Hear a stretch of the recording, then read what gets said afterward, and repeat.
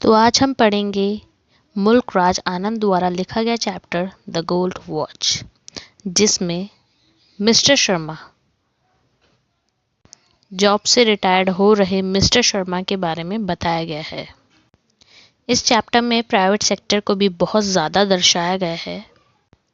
इस चैप्टर में ये बताया गया है कि प्राइवेट सेक्टर में जो काम करता है बस उसी की वैल्यू होती है, और जो काम नहीं करते हैं उन्हें निकाल दिया जाता है बिना उनके फ्यूचर के बारे में सोचे हुए।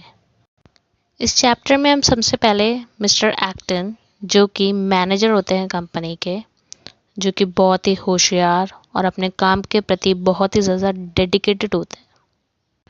वो सुबह शाम सिर्फ अपने काम के बारे में ही सोचते हैं और उन्हें अपने काम के अलावा कोई और काम नहीं सोचता है।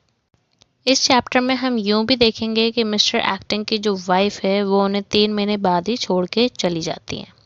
हालांकि इस चैप्टर में बताया नहीं गया कि वो क्यों छोड़ के जाती हैं, पर मे बी क्योंकि वो अपने काम में इतने ज़्यादा उलझे हुए होते हैं कि वो अपनी बीवी को समय नहीं दे पाते हैं, तो शायद वो इसी वजह से उनको छोड़ के चली जाती है। दूसरी तरफ हमें मिस्टर शर्मा, जो कि क्लर्क हैं इस कंपनी में, वो देखने को मिलते हैं। जब वो शुरुआत में आए थे तो उनका काम कुछ ज़्यादा अच्छा नहीं था, तो इसलिए उनको नापसंद किया गया शुरुआत में। पर जैसे टाइम बीतता गया वो अपने काम में और ज़्यादा बेहतर होते गए और उन्होंने अपनी कंपनी में अच्छी पोजीशन बना ली। उनकी बहुत ज़्यादा तारीफ़ें होने लगी, उन्हें बहुत ज़्यादा अचीवमेंट मिलने लगे, और ये समय बीतते बीतते 20 साल बीत चुके थे। और मिस्टर शर्मा को ऐसा लगा कि अब उन्हें कहीं और जाने की ज़रूरत नहीं है, ये वही जगह है जहां वो और समय बिता सकते हैं। पर मिस्टर शर्मा को आगे का पता नहीं था। इतनी ही देर में मिस्टर एक्टन मिस्टर शर्मा के पास आते हैं। उन दोनों के बीच में बातचीत शुरू होती है। फिर मिस्टर एक्टन मिस्टर शर्मा को बताते हैं कि वो उनके लिए गिफ्ट लाए हैं। फिर मिस्टर एक्टन उनको बताते हैं कि वो उनके लिए गोल्ड वॉच लाए हैं लंदन से। तो ये सब सुन के मिस्टर शर्मा बहुत ज़्यादा खुश हो जाते हैं कि शायद ये उनकी तरफ से एक रिवॉर्ड हो सकता है, उनके लिए एक अचीवमेंट हो सकता है शायद। हालांकि साथ ही साथ निराश भी हो जाते हैं, वो बहुत कुछ सोचने लग जाते हैं इस बारे में, और ये सोचते सोचते वो अपने घर चले जाते हैं। घर पे उनकी पत्नी और उनका बच्चा इंतज़ार कर रहे होते हैं मिस्टर शर्मा के लिए।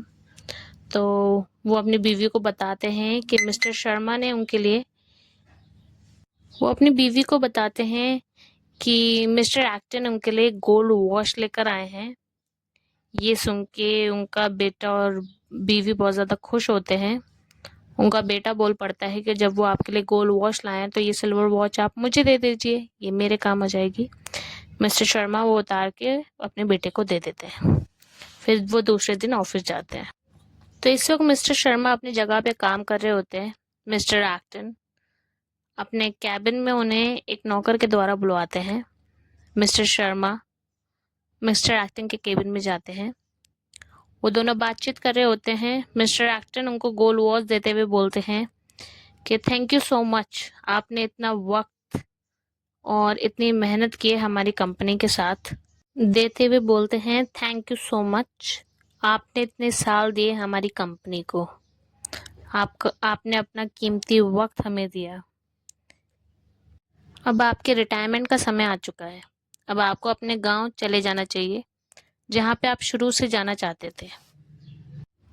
मिस्टर शर्मा इस बात से बहुत ज़्यादा नाराज़ थे, क्योंकि उन्हें अभी 5 साल और देने थे कंपनी को।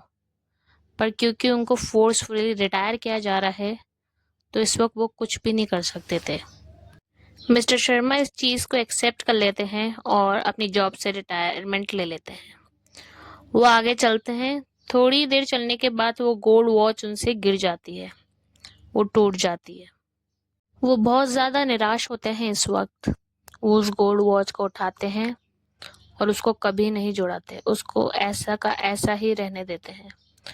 वो यूँ सोचते हैं वो यूँ सोचते हैं कि जब मैं ऑफिस आता था तभी मैं वॉच पहनकर आता था, पर जब मैं अब ऑफिस ही नहीं आऊँगा तो वॉच का क्या काम।